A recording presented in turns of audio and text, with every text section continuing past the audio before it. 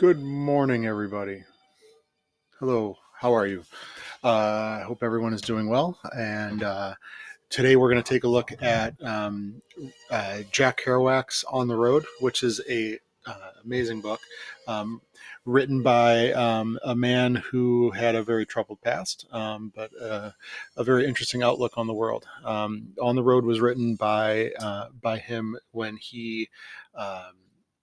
Come back from the war. He was working. He was going to school at Columbia University. He actually had a um, scholarship to Columbia as a football player, but he was far more interested in writing and far more interested in traveling. So ended up dropping out of school and traveling around the U.S. By hitchhiking and by hopping trains and things along those lines. This was mid 1950s.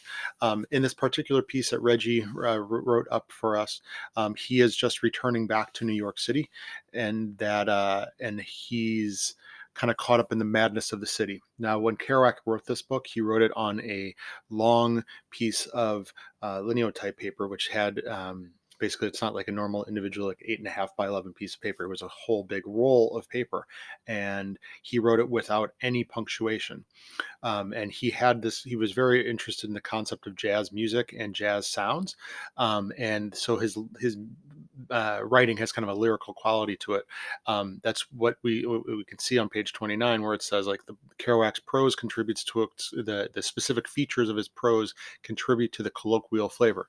Now you know the colloquial flavor, colloquial sound is, or colloquial language is like the slang. It's like the music of the streets. And this particular piece, as Reggie points out, is the madness and the chaos of rush hour, and the madness and chaos of the streets of New York, which are obviously not too mad and chaotic right now.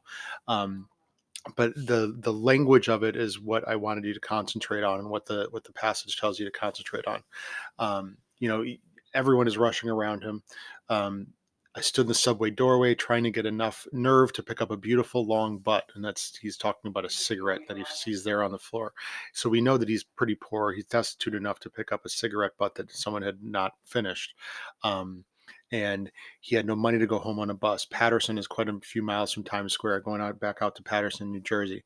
Um, it was dusk. Where was Hassel? I dug the square for Hassel. Like using that kind of slang language. I dug the square for Hassel. He wasn't there. He was in Rikers behind bars. I mean, so we get this little bit of depression. Where's Dean? Where's everybody? Where life?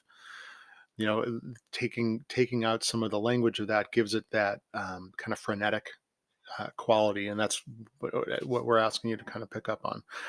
Um, and Reggie pointed out that like there's some people that are you're grateful to meet out there in New York, but not everybody is that nice. And we can see Kerouac kind of looking for those people who are nice that he knows and that he can't get in touch with.